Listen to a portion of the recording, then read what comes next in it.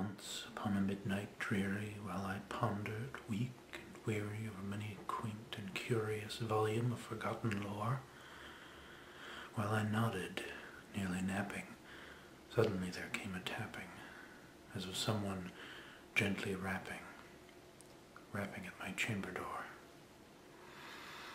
"'Tis some visitor," I muttered, rapping at my chamber door.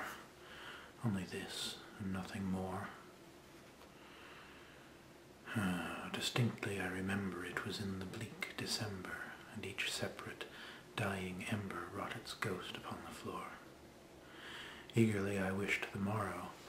Vainly I had sought to borrow from my books surcease of sorrow, sorrow for the lost Lenore, for that rare and radiant maiden whom the angels name Lenore, nameless here forevermore. And the silken, sad, uncertain rustling of each purple curtain thrilled me, filled me with fantastic terror never felt before, so that now to still the beating of my heart I stood repeating, "'Tis some visitor entreating entrance at my chamber door, some late visitor entreating entrance at my chamber door. This it is and nothing more." Presently my soul grew stronger. Hesitating then no longer, "Sir," said I, "or Madam, truly your forgiveness I implore, but the fact is I was napping when so faintly you came rapping, and so softly you came tapping at my chamber door that I scarce was sure I heard you." Here I opened wide the door. Darkness there, and nothing more. Deep into the darkness peering, long I stood there wondering, fearing, doubting, dreaming dreams no mortal ever dared to dream before. But the silence was unbroken, and the stillness gave no token, and the only word there spoken was the whispered word, "Lenore." This I whispered, and an echo murmured back the word, "Lenore." Merely this, and nothing more. Back into the chamber turning, all my soul within me burning. Soon again I heard a tapping somewhat louder than before. "Surely," said I, "surely that is something at my window lattice. Let me see then what thereat is, and this mystery explore. Let my heart be still a moment, and this mystery explore.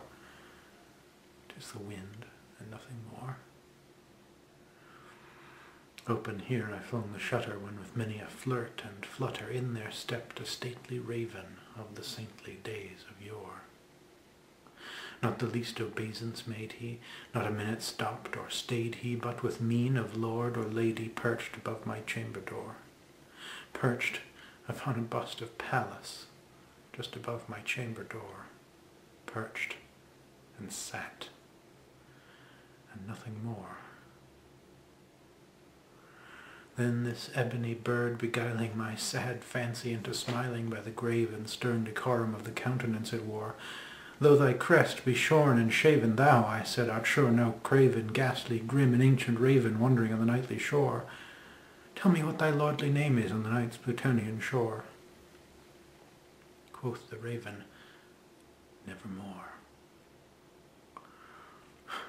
Much I marvelled this ungainly fowl to hear discourse so plainly, though his answer little meaning, little relevancy bore, for we cannot help agreeing that no living human being ever yet was blessed with seeing bird above his chamber door, bird or beast upon the sculptured bust above his chamber door, with such a name as Nevermore.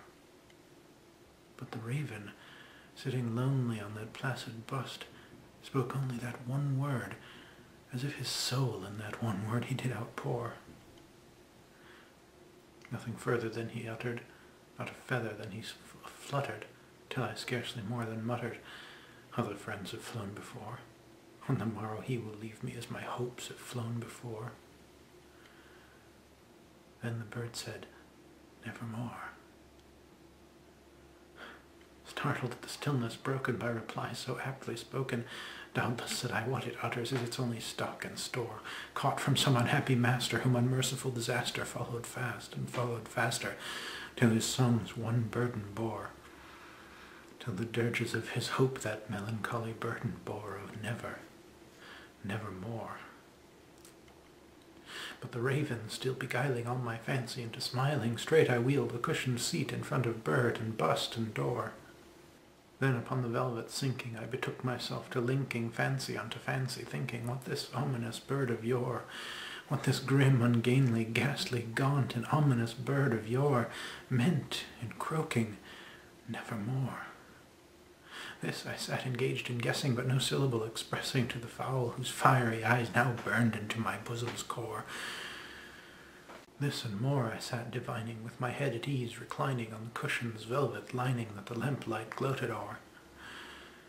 But whose velvet violet lining with the lamplight gloating o'er she shall press nevermore.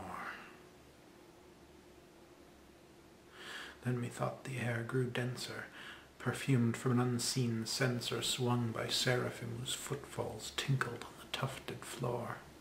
Wretch, I cried, thy God hath lent thee, by these angels he hath sent thee respite, respite and nepenthe for thy memories of Lenore. Quaff, oh quaff this kind nepenthe and forget this lost Lenore. Quoth the raven, nevermore. Prophet, said I, thing of evil, prophet still if bird or devil, by that heaven that bends above us, by that God we both adore, tell this soul with sorrow laden if within the distant Aidenn it shall clasp a sainted maiden whom the angels name Lenore, clasp a rare and radiant maiden whom the angels name Lenore. Quoth the raven, nevermore. Prophet, said I, thing of evil, prophet still if bird or devil, whether tempter's sent or whether tempest toss thee here ashore, desolate yet all undaunted, on this desert land enchanted, on this house by horror haunted, tell me truly, I implore, is there balm in Gilead? Tell me, I implore. Quoth the raven, nevermore. Be that word our sign of parting, bird or fiend, I shrieked, upstarting. Get thee back into the tempest and the night's Plutonian shore. Leave no black plume as a token of that lie thy soul hath spoken. Leave my loneliness unbroken, quit the bust above my door. Take thy beak from out my heart, and take thy form from off my door. Quoth the raven, nevermore. The raven, never flitting, still is sitting on the pallid bust of Pallas just above my chamber door. And his eyes have all the seeming of a demon's that is dreaming. And the lamplight o'er him streaming throws his shadow on the floor.